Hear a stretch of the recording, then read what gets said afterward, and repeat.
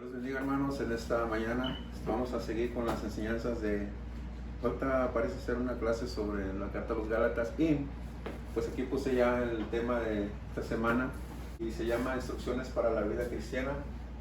Entonces, cómo Pablo comenzó su carta, ¿verdad? Exhortando a los Gálatas a que se volvieran al verdadero y único evangelio, y así sucesivamente en los capítulo 1, 2, 3, 4, 5, pero en el sexto, en el 5, que es la obra del Espíritu Santo en las virtudes que Él provoca en cada creyente por haber tenido fe y haber sido justificado por la fe en Cristo, ¿no?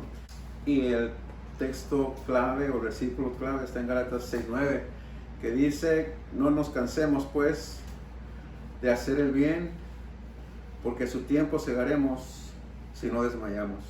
Entonces, así rapidito, ¿verdad? Dice el subtema de la lección: los cristianos somos llamados a vivir para Dios y mostrar su bondad. ¿La bondad de quién? De Dios.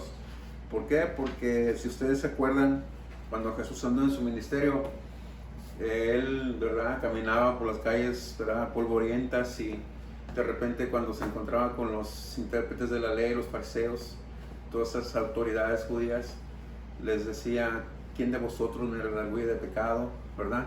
Entonces, o cuando Jesús decía a los discípulos: aprended de mí que soy humilde y manso de corazón.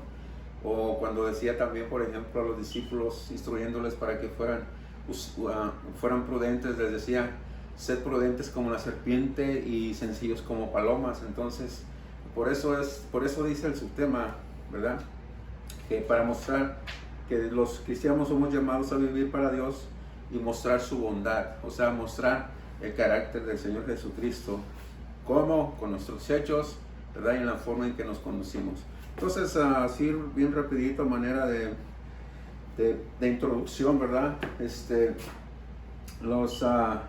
La primera, vamos a estar en Gálatas 6, capítulo 6, verso 1 al 18, y el primero de ellos, versículo número 1, sí, dice: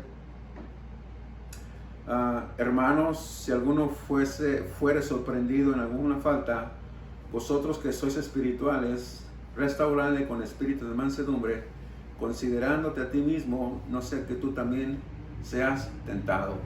Entonces, como vemos durante el proceso, durante el desarrollo de la carta en las clases anteriores, estábamos viendo cómo Pablo pues peleaba, luchaba y se esforzaba por poner en claro las cosas sobre la enseñanza falsa judaizante.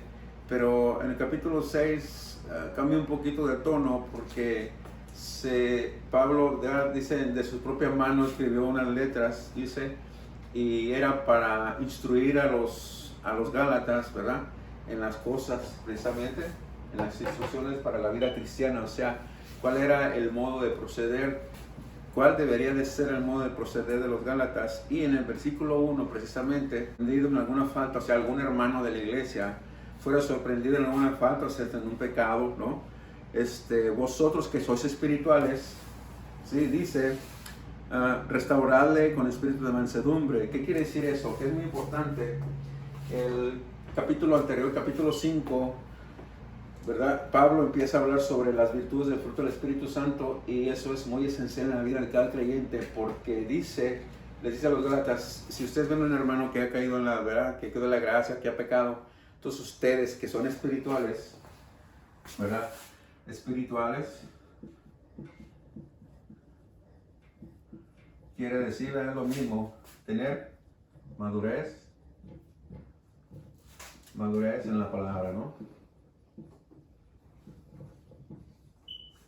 O sea, ya estos creyentes de Gálatas, los espirituales, tenían madurez en la palabra, o sea, como en la palabra, en la aplicación de ella, o sea, cómo la iban a aplicar en relación a ellos mismos y en relación a otros hermanos. Entonces les dice: ustedes que son espirituales, dice, restaurarle con espíritu de mansedumbre. ¿Se acuerda, hermano? Las virtudes del fruto del Espíritu Santo, dice mansedumbre. Ahí está mencionando una de ellas, una de las 9 que están apuntadas ahí. Dice: el espíritu de mansedumbre, considerando a ti mismo, no sea que tú también seas tentado. Entonces, hermano, esto es muy importante, porque si nosotros como creyentes no maduramos en la aplicación de la palabra en relación a nosotros mismos y con respecto a otros, entonces quiere decir que no somos espirituales. Pero una vez que hemos madurado y la palabra la presentamos tal y como es, entonces tenemos, ¿verdad? Se puede decir que somos espirituales. Lo que dice el capítulo número 2, 1 Corintios, dice que el espiritual no es juzgado de nadie, pero Él puede juzgar todas las cosas. Entonces quiere decir, hermano, que esas personas espirituales están lo suficientemente fuertes como para restaurar a un hermano que ha caído de la gracia o que ha cometido un pecado. O sea, no solamente esta persona que ha cometido una falta necesita perdón de Dios, sino que también necesita que los creyentes maduros lo reinstauren, ¿verdad?, al camino de la fe, o sea, al grupo de la iglesia a la cual pertenece. Entonces eso es muy esencial. Y eso se va a lograr, hermano, no con un mérito humano, no con con el pensamiento humano, con todo lo que sabe el ser humano. No. Se va a lograr con la ayuda del Espíritu de Dios. Él es el que restaura todas las cosas, ¿no? Por eso Pablo empieza así ese tema con los hermanos gálatas. Entonces, dice el número 2, sobrellevar los unos las cargas de los otros y cumplir así la ley de Cristo. ¿Por qué la ley de Cristo? Porque Él mismo dijo, ámense entre ustedes como yo los he amado. Entonces ahí cumplimos la ley de Cristo. Dice, sobrellevar los unos las cargas de los otros. Quiere decir lo mismo del versículo 1. El espiritual tiene que orar por sus hermanos débiles, tiene que darles muy ejemplo, tiene que instruirlos, tiene que enseñarlos, tiene que darles buen ejemplo, hermano, y orar por ellos, interceder por ellos, y máximamente si alguien comete una falta, interceder por él, ¿verdad? No dejarlo y restaurarlo a la comunidad de la fe. Amén. Entonces dice el 3, dice, porque el que se cree ser algo, por eso estamos, ¿verdad? Son instrucciones para la vida cristiana, o sea, para nosotros. Dice el 3, porque el que se cree ser algo, ¿verdad? ¿Se acuerdan de más o menos este tono de que está hablando Pablo? No siendo nada, a sí mismo se engaña. O sea, dice en otra parte, ¿verdad?, de las mismas cartas, ninguno tenga más alto concepto que debe tener de sí mismo, sino que piense de sí mismo con cordura. ¿Qué quiere decir? Que aquella persona que ha alcanzado madurez, ¿verdad?, es espiritual, entonces no está considerando que él es mayor que todos. No. Simple y sencillamente, ¿verdad?, está aceptando y está reconociendo que lo que tiene le ha venido de parte de Dios. Eso es así. Amén. Entonces dice porque el que se cree será algo, ¿verdad?, no siendo nada, así mismo se engaña. Entonces Pablo habla de esta manera a los gálatas porque acuérdense que los maestros judaizantes están ahí en la iglesia. Ese grupo de judíos cristianos que se han convertido a Cristo están ahí en la iglesia local. Entonces yo me imagino que estos, como venían del judaísmo, yo creo que cuando entraban a la iglesia, ¿verdad?, iban acá caminando muy muy prepotentes, como diciendo nosotros somos la crema y la nata de la sociedad, de la iglesia, cosas así. Pero todo el tiempo ha habido gente así. Entonces no solamente Pablo le dice eso a los gálatas, sino que Dios a través de Pablo nos lo dice también a nosotros para que entonces, ¿verdad?, actuemos como Dios quiere que actuemos. Amén. Así que entonces dice el 4, estamos en el 4, 6:4 Gálatas. Así que, ¿verdad?, ya lo que había dicho antes en el capítulo, verso 1, 2 y 3, dice en el 4, así que, o sea, como diciendo, pues, siguiendo con esto, dice, cada uno someta a prueba su propia obra, dice, y entonces tendrá motivo de gloriarse solo respecto de sí mismo y no en otro. ¿Qué quiere decir esto? Que si hay algo que realmente le satisfaga, ¿verdad?, puede gloriarse. Pero, hermano, a decir verdad, ¿en qué nos podemos gloriar? Pablo más adelante dice que él se gloria, pero en la cruz de Cristo. Entonces, no hay ninguna cosa, así seamos, por ejemplo, unas grandes personalidades, seamos unos grandes profesionales, seamos, hermano, tengamos los grados más elevados que cualquiera. No. El creyente debe aprender a gloriarse, pero en la cruz de Cristo. O sea, en aquella idea, en aquel concepto que Dios determinó para salvar a nosotros, en la cruz de Cristo, en el sacrificio. O sea, como decir, Yo me voy a gloriar, pero en las cosas que Dios ha hecho conmigo, no en otras cosas. Amén. O sea, eso es lo que está tratando de decir Pablo. Entonces, así que cada uno someta a prueba su propia obra, ¿verdad? Dice, en algo que sienta satisfacción. ¿En qué sentimos satisfacción solamente? En que Dios nos haya salvado. Bendito sea el nombre de Dios. Eso es todo. Amén. Y que nos evitó que fuéramos al lago de fuego. No solamente eso, hermano. Dice la palabra de Dios que estamos sentados con Cristo en lugares celestiales. Está disfrutando, perdón, de una vida espiritual juntamente con Cristo. De esas riquezas espirituales que Dios manda a cada uno de sus hijos, ¿no? Entonces dice, y entonces tendrá motivo en que gloriarse solo respecto de sí mismo y no en, perdón, en otro. Amén, entonces estamos entendiendo, porque nos vamos a parar aquí en algún punto de algún versículo de estos. Ya lo entendemos, ¿verdad? A esta altura, entonces nosotros ya comprendemos estos conceptos, ¿no? Dice el 5, porque cada uno llevará su propia carga. ¿Qué quiere decir eso? Que se sentirá pues igualmente satisfecho de sí mismo, pero en las cosas de Dios, ¿no? Ese dice, el que es enseñado en la palabra, ahora cambia un poquito. Primero empieza diciendo, ¿verdad? Sobre todos aquellos que son espirituales, que deben de llevar las cargas de los débiles, ¿verdad? De los recién convertidos, cuidarlos, protegerlos, o sea, en otras palabras, cuidar el rebaño, ¿no? Pero ya en el 6 dice, el que es enseñado en la palabra, fíjese bien, hermano, haga partícipe de toda cosa buena que lo instruye.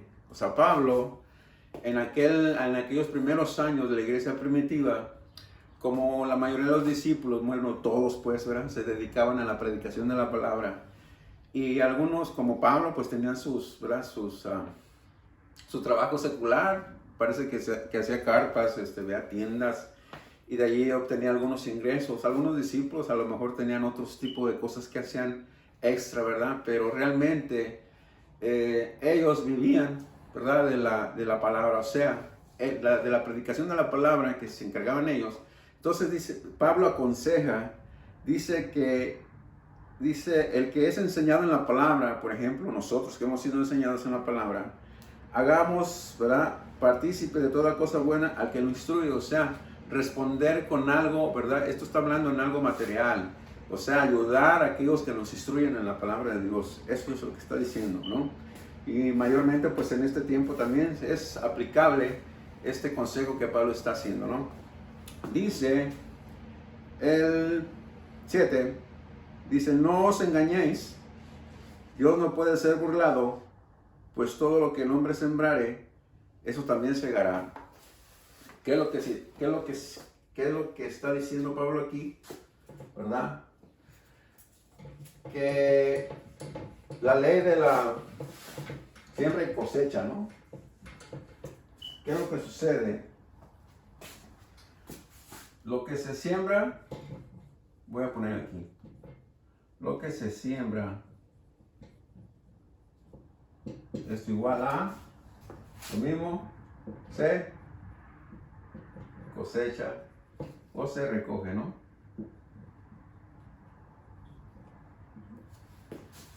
La ley de la siembra y la cosecha, lo que siembras tú, vas a cosechar.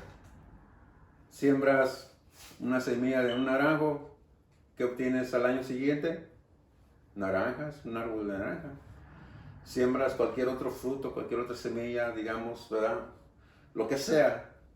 No dice, por ejemplo, la ley de la siembra y la cosecha.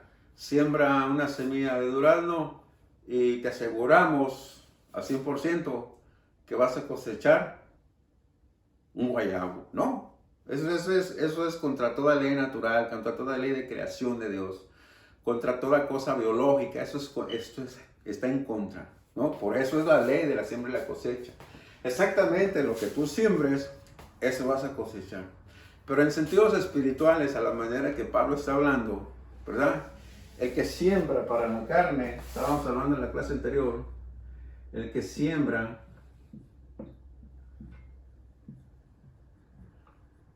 para la carne,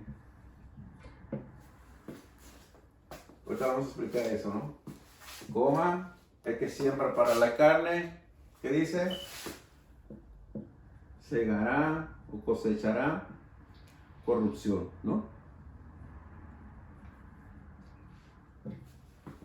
Y pueden ponerle unas, ¿verdad?, comas ahí para que indicar que es lo mismo.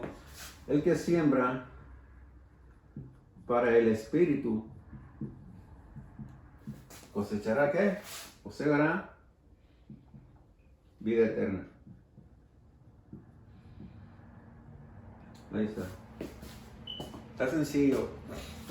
Siembras un fruto, obtienes el producto de ese fruto que sembraste, de la semilla correspondiente. Pero en sentidos espirituales, de lo que Pablo está queriendo decir, ¿verdad?, basándose en la ley de la siembra y la cosecha, lo que se siembra se cosecha. La siembra para la carne, ¿cuál carne? ¿Verdad? Carne en el sentido de que es la suma total de todos los instintos del hombre, eso es la carne, ¿verdad? Todo lo que, ¿verdad?, tenemos adentro, o sea, la suma total de los instintos del hombre es la carne esa. Esa que tiende hacia la maldad, hacia el pecado, hacia lo negativo. Siembra para la carne. ¿Qué es sembrar para la carne? Pues ocuparse en las cosas de la carne. En todas esas cosas que estábamos nombrando en la clase anterior. Va a llegar a corrupción en algún punto de su vida si esa persona no se arrepiente y no para en la práctica de todas esas cosas. Entonces, ¿verdad?, le va a caer el 20, como decimos normalmente. ¿Qué quiere decir? Que va a traer juicio, o sea, es peligroso, se hará corrupción, ¿no? Finalmente, todas estas cosas que practica lo van a destruir, eso va a cegar. Pero si se ocupa en sembrar para el Espíritu Santo, ¿verdad?, cegará vida eterna. Entonces eso está entendible. Y Pablo se encarga de estar instruyendo a los Gálatas en esas cosas. Amén. Entonces, siguiendo en los versículos que siguen, Pablo introduce otras cosas más. Dice aquí, no os engañéis, no pueden ser burlados, Dios no puede ser burlado, pues todo lo que el hombre sembrare, eso también segará, ¿verdad? Entonces, porque el que siembra para la carne, dice, ¿verdad?, lo que estaba explicando aquí, de la carne segará corrupción, mas el que siembra para el espíritu, del espíritu segará vida eterna. Sencillo. Haz un ayuno, métete con Dios en consagración y el día siguiente, si tienes la oportunidad, lo mismo. Al tercer día, medita en ti mismo de qué tienes ganas. De alabar a Dios, de agradarle, de la palabra, de tratar bien a los hermanos, de portarte bien. Eso es así. Pero haz lo contrario, ¿verdad? A lo contrario de esto. ¿Y de qué tienes ganas? Pues de seguir en lo mismo. Eso es así, hermano. ¿Para qué nos engañamos? No nos podemos engañar nosotros mismos, menos a Dios, ¿verdad? Entonces dice, no os cansemos.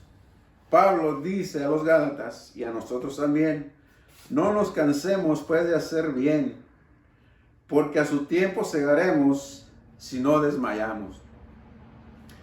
A veces llega el momento en nuestras vidas que decimos, ya estuvo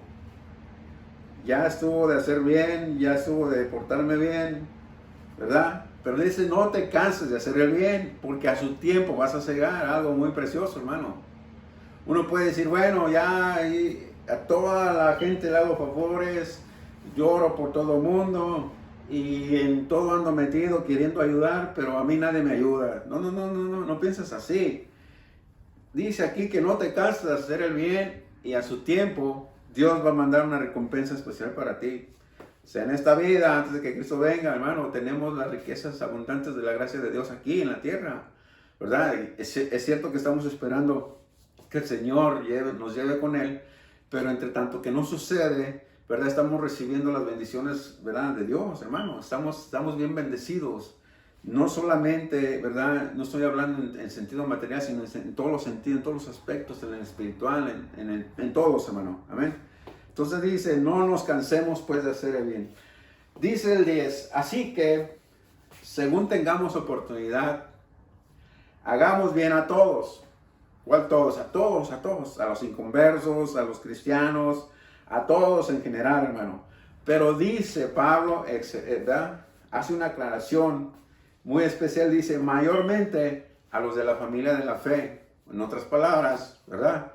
Que la prioridad deben ser nuestros hermanos de la fe, todos aquellos que tengan necesidad en los diferentes aspectos de su vida, tratar de suplírselas de alguna manera. Pero dice que hay que hacer bien a todo mundo, no solamente a los creyentes, pero ellos tienen, ¿verdad?, la prioridad de que a ellos hay que ayudar primero. Entonces dice, mirad cuán grandes o cuán letras os escribo de mi propia mano. Entonces, ¿qué sucede acá?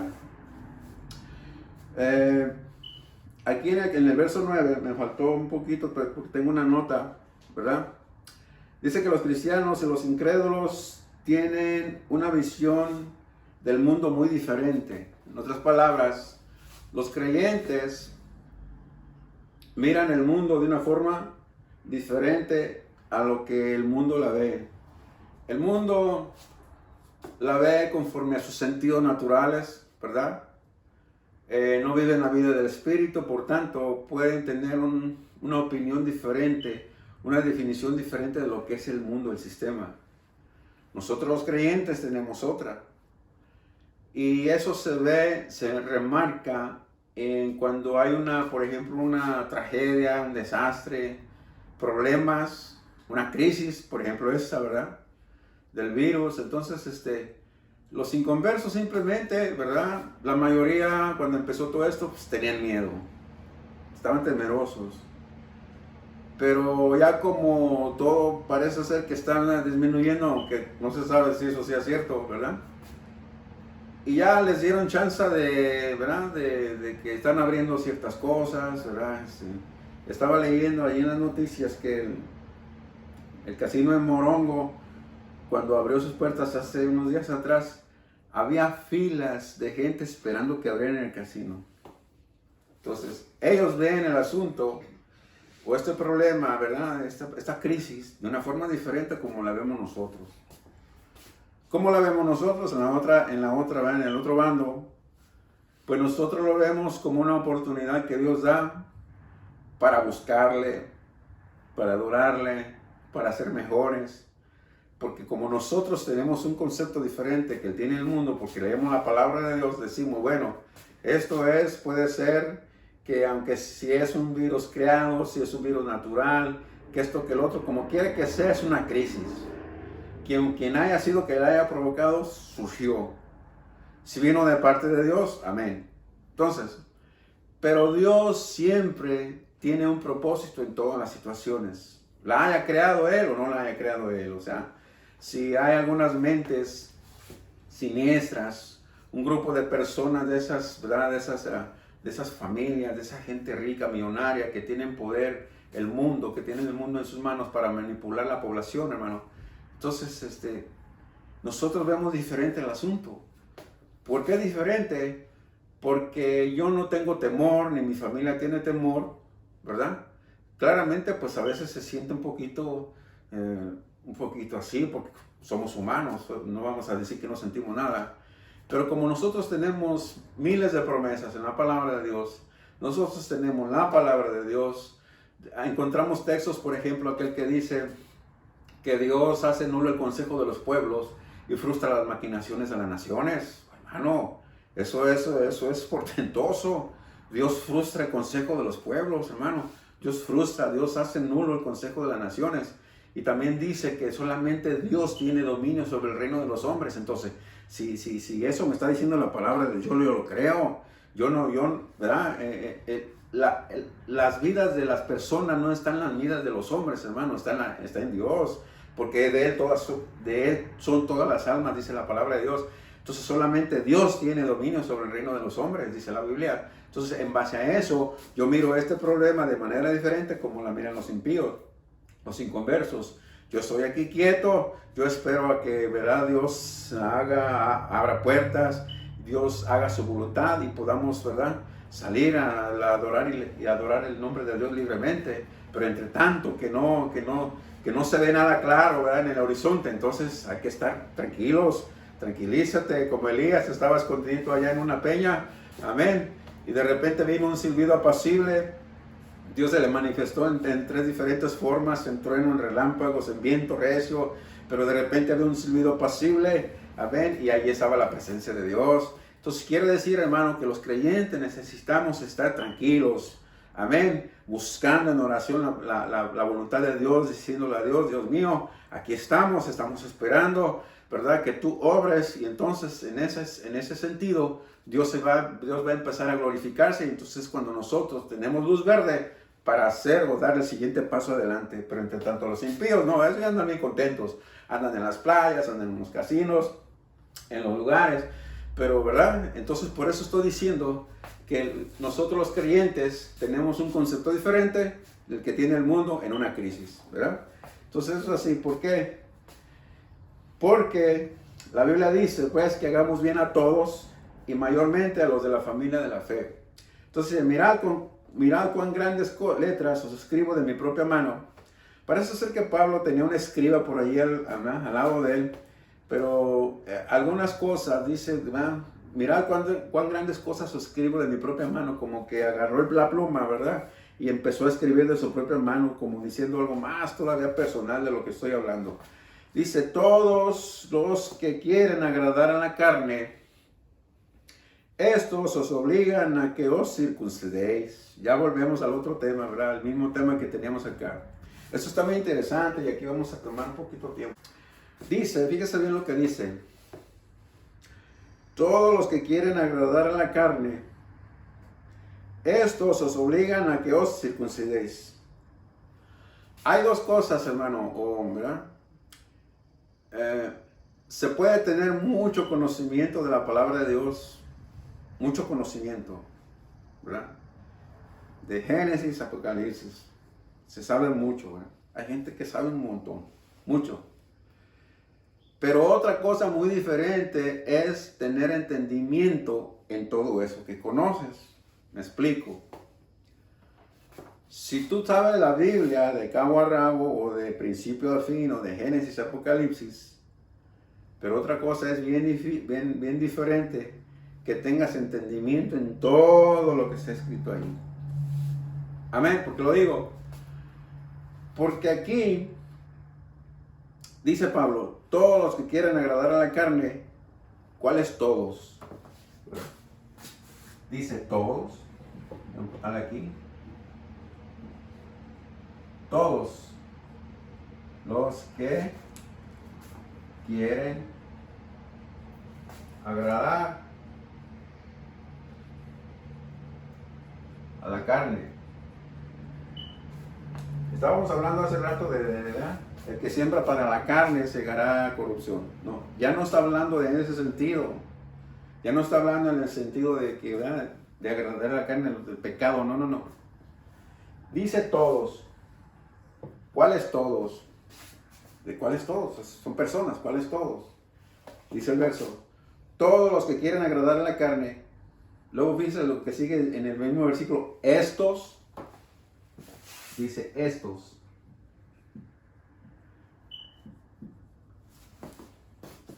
Todos los que quieren agradar a la carne. Estos. O sea, estos todos. Estos.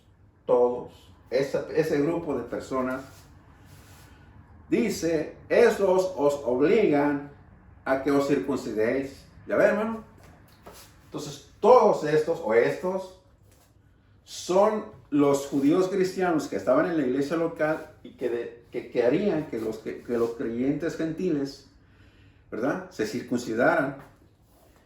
Todos los que quieren agradar. ¿Quiénes son los que quieren agradar a la carne? Estos todos y estos. O sea, los que quieren que los gentiles se circunciden. Pero dice algo bien interesante aquí. Esos quieren agradar a la carne. ¿En qué sentido? Pues sencillo. En la comunidad judía era algo bien visto, era un mérito, ¿verdad? Era un asunto de mérito el circuncidarse. Entonces, wow, ¿verdad? Qué cosa. Estamos hablando de la ley de Moisés, ¿verdad? Cosas así del Antiguo Testamento. Y entonces había la comunidad judía. Entonces estos que quieren agradar a la carne, o sea, quieren agradar a la comunidad judía, a las cosas de la carne de la ley, Amén. Entonces ya la palabra carne aquí cambia de significado, ¿verdad? Eso se refiere, ¿verdad? Que los judíos cristianos querían agradar a los líderes de la misma iglesia posiblemente y a la comunidad judía de afuera, ¿verdad? Que eran bien vistos. Pues mira, en aquella iglesia hay unos judíos cristianos que mandan a los gentiles a circuncidarse. Qué cosa tan grande. Entonces querían agradarlos a ellos, ¿verdad? Eso es lo que está Pablo diciendo, un poquito, ¿verdad? Como burlándose de ellos. Dice, estos os obligan a que os circuncidéis solamente para no padecer persecución a causa de la cruz de Cristo. Algo más importante. ¿Por qué estos todos, los judíos cristianos, querían que los gentiles se circuncidaran? Primeramente para no ser mal vistos. La otra, para no ser perseguidos del resto de los judíos por predicar la verdad. Qué cosa tan avergonzada, ¿cómo se dice? Tan horrenda, hermano. Esa es una, ¿cómo se dice? Es algo feo, es algo horrendo. Estas personas que se habían convertido al cristianismo, que eran judías de nacimiento, ¿verdad? Querían seguir en esos conceptos de la ley para no ser perseguidos por predicar la cosa verdadera, o sea, que era la verdadera fe. Entonces esto era algo aberrante. Amén. Entonces estos judíos, ¿verdad? Querían salvar su pellejo según ellos, pero no sabían que estaban cayendo más en condenación que cuando habían creído.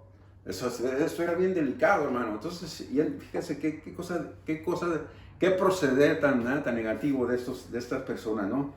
Entonces, dice, ¿por qué? Solamente para no padecer persecución a causa de la cruz de Cristo. No, vamos a seguir con el judaísmo para no ser mal vistos y que no nos persigan como persiguen a los judíos, aquellos los del camino, perdón, a los discípulos del camino, a esas personas que andan predicando a Cristo. Qué cosa tan horrenda, hermano. Entonces seguimos. 13 dice, porque ni aun los mismos que se circuncidan guardan la ley. ¿Ve? O sea, era una hipocresía. Era pura hipocresía, ¿verdad? Puro, así nada más, puro algo superficial, pura cosa de la carne. Dice, pero quieren que vosotros os circuncidéis. Ahí está, ¿verdad? Qué cosa tan interesante está haciendo Pablo. Porque ni aun los mismos que se circuncidan guardan la ley, o sea, los mismos judíos cristianos, ¿verdad? Pero quieren que vosotros os circuncidéis, o sea, quieren que ustedes se circunciden para gloriarse en vuestra carne, o sea, para ser bien vistos, ¿no? Para que los aceptara la comunidad judía. Qué aberrante. Pero lejos esté de mí gloriarme, dice Pablo, ya casi para terminar esos textos. Pero lejos esté de mí gloriarme, sino en la cruz de nuestro Señor Jesucristo, por quien el mundo me es crucificado a mí y yo al mundo. ¿Qué quise decir Pablo?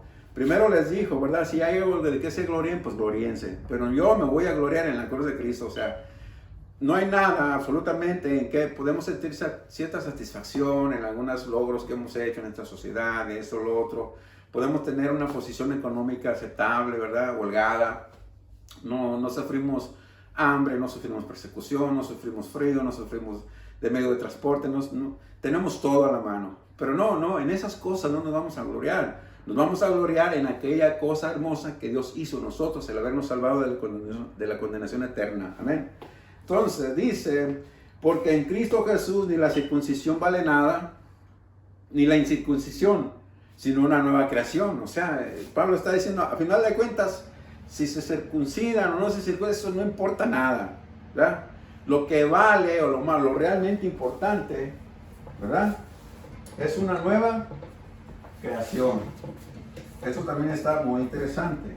Dice, ni la circuncisión, ni la incircuncisión, o sea, si se circuncida o no se circuncida, eso no sirve, eso no importa nada. Lo que importa es, lo más valioso, es una nueva creación. ¿Qué es eso? ¿Verdad? Amén. Una nueva creación quiere decir que nosotros somos la iglesia, la comunidad de creyentes alrededor del mundo, somos una nueva creación. ¿Por qué? Porque está inmiscuida o está incluida en la participación del Espíritu de Dios, obrando en nosotros interiormente en las virtudes del fruto del Espíritu Santo. En base a eso, somos una nueva creación porque estamos en unión con Cristo por medio del Espíritu. Eso es así, hermano. Entonces, eso es lo más importante. No aquello ni lo otro. Circuncisión, eso ya, ¿verdad? Con respecto a lo que estamos hablando, pues. Entonces, solamente importa una nueva creación. Amén. Dice la Biblia en Corintios, ¿verdad? De modo que si alguno de vosotros o alguno está en Cristo, nueva criatura es. Las cosas viejas pasaron, todo lo viejo pasó, y aquí todas son cosas nuevas. Amén. Así que eso es realmente hermoso. Entonces dice, y todos los que andan conforme a esta regla, ¿a cuál regla? A esa, de la nueva creación. Amén. Y a todos los que andan conforme a esta regla, paz y misericordia a ellos y al Israel de Dios. Aquí hay muchas cosas interesantes, ¿verdad? Fíjate lo que dice. Y a todos los que andan conforme a esta regla, ¿cuál regla? La nueva creación. Amén. A todos los que andan conforme a eso, dice Pablo, yo les deseo paz y misericordia. Sea a ellos. Pero dice, voy a poner aquí, paz y misericordia. Misericordia. Paz y misericordia sea a ellos. ¿A cuáles ellos? A los que andan conforme a esto, que son la nueva creación. Luego, esta I latina o Y es bien importante, porque estos son un grupo de personas. Paz y misericordia sea a ellos, los que tienen esa regla, la nueva creación. ¿Y a quién más?